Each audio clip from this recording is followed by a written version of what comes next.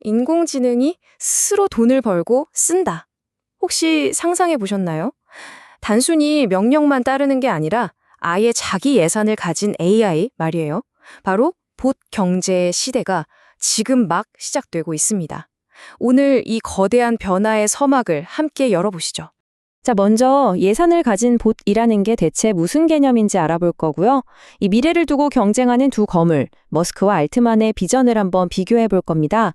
그리고 이 비전이 어떻게 현실이 되고 있는지 그 기술들을 살펴본 다음에 우리가 앞으로 마주하게 될 아주 중요한 질문들을 던지면서 마무리하겠습니다.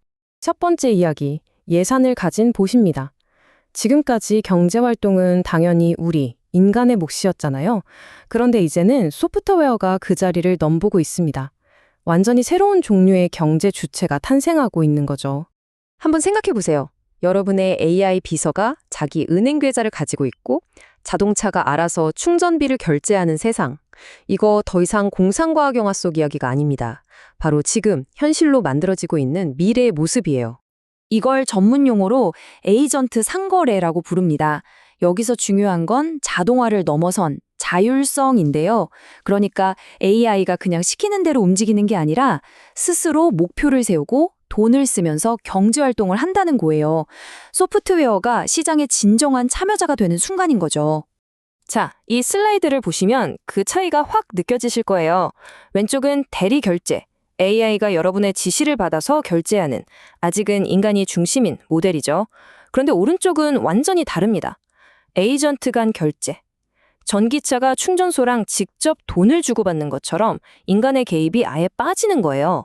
진짜 AI 경제는 바로 여기서부터 시작됩니다. 이 새로운 경제의 판은 기술 업계에서 가장 영향력 있는 두 인물이 짜고 있습니다. 그런데 재밌는 건 이 두 사람이 그리는 그림이 서로 완전히 다르다는 겁니다. 핵심은 바로 이겁니다. 한쪽은 모든 금융 활동을 X라는 하나의 앱안으로 끌어들이려는 거대한 중앙화 제국을 꿈꾸고요. 다른 한쪽은 검증된 인간만이 참여할 수 있는 개방적이고 탈중앙화된 네트워크를 만들려고 합니다. 자, 이제 이 두 거인의 계획을 하나씩 제대로 파헤쳐 보겠습니다. 먼저 일론 머스크의 비전부터 보죠. 사실 이 모든 것을 위한 앱이라는 구상은 갑자기 나온 게 아니에요. 무려 25년도 더 된 그의 아주 오래된 야망의 최종판이라고 할 수 있습니다. 이 타임라인을 보시면 머스크의 큰 그림이 한눈에 보입니다. 1999년에 온라인 은행 X.com을 만들었고 이게 페이팔이 됐죠. 그리고 마침내 트위터를 인수해서 모든 것을 위한 앱을 만들겠다고 선언합니다. 그러니까 엑스머니는 즉흥적인 아이디어가 아니라 25년 동안 준비해온 거대한 계획의 마지막 퍼즐 조각인 셈입니다. 엑스머니가 얼마나 공격적인지 이 표 하나로 설명이 됩니다. 예금 이자가 6%에 캐시백이 3%? 기존 금융 앱들이랑은 아예 비교가 안 되는 조건이죠. 이건 그냥 새로운 결제 하나가 나오는 수준이 아닙니다. 기존 은행 시스템 전체에 대한 선전포고나 마찬가지예요. 자, 그럼 이제 판을 완전히 뒤집어서 샘 알트만의 비전으로 넘어가 보죠. 머스크와는 정반대의 접근법인데요. 그의 아이디어는 AI 시대가 만들 문제에 대한 직접적인 해답이라고 볼 수 있습니다. 알트만의 핵심 아이디어는 바로 인간 증명입니다. AI가 인간을 완벽하게 흉내내는 세상에서는 내가 진짜 인간이다라는 사실을 증명하는 것 자체가 가장 가치 있는 자산이 될 거라는, 어떻게 보면 역발상이죠. 월드 아이디가 바로 그 인간성을 증명해주는 디지털 신분증이고요. 참여하는 방법은 이렇습니다. 먼저 디지털 신분증인 월드 아이디를 만들고 오브라는 동그란 기계로 홍채를 스캔해서 딱 한 번 인간 인증을 하는 거예요. 이렇게 검증된 사람만이 월드체인이라는 새로운 금융 네트워크에 들어갈 자격을 얻게 됩니다. 월드체인이 바로 이 비전을 위한 무대인 셈이죠. AI나 봇은 철저히 배제하고 오직 검증된 사람만을 위해 만든 금융 고속도로라고 생각하시면 됩니다. 이 네트워크에서는 여러분의 인간성이 유일한 통행권이 되는 겁니다. 그런데 이게 단순히 머스크와 알트만 두 사람만의 싸움은 아닙니다.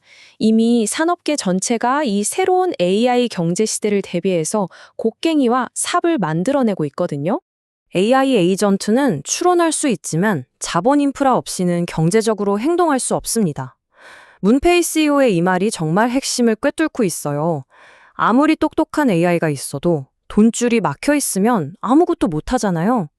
바로 그 자본 인프라, 즉 AI와 돈을 이어주는 다리를 만드는 회사들이 지금 나타나고 있습니다. 문페이 에이전트가 바로 그 대표적인 예입니다. 아주 쉽게 말하면 AI한테 지갑을 만들어주는 서비스예요. AI가 이 지갑으로 암호화폐랑 실제 돈을 자유롭게 바꾸고 결제도 할 수 있게 해주는 거죠. 여기서 제일 중요한 건 그 지갑의 주인은 여전히 여러분이라는 점입니다. AI는 딱 허락된 범위 안에서만 돈을 쓸 수 있는 거죠. 그리고 이 시장이 얼마나 커질지 정말 상상을 초월합니다. 2030년까지 이 AI 경제를 돌릴 디지털 현금 시장 규모가 무려 3조 6천억 달러, 우리 돈으로 거의 5천조 원에 달할 거라고 해요. 이건 그냥 새로운 기술이 아니라 아예 새로운 경제 생태계가 태어나는 수준입니다. 물론 이 모든 혁신은 우리에게 아주 심각하고 또 어려운 질문들을 던집니다. 신뢰, 책임, 그리고 통제에 대한 근본적인 질문들이죠. 그래서 등장한 개념이 바로 KYA, 당신의 에이전트를 알라입니다. 은행에서 KYC라고 고객 신원 확인을 하잖아요. 그것처럼 이제는 AI 에이전트의 신원, 권한, 그리고 사고 쳤을 때 누가 책임질 건지를 명확히 해야 한다는 거예요. 소프트웨어에 지갑을 맡기려면 새로운 사회적 규칙이 필요해진 거죠. 우리는 아직 답을 찾지 못한 질문들 앞에 서 있습니다. 만약 AI가 실수로 돈을 날리면 그 책임은 누가 지나요? 개발자? 아니면 그걸 쓴 사람?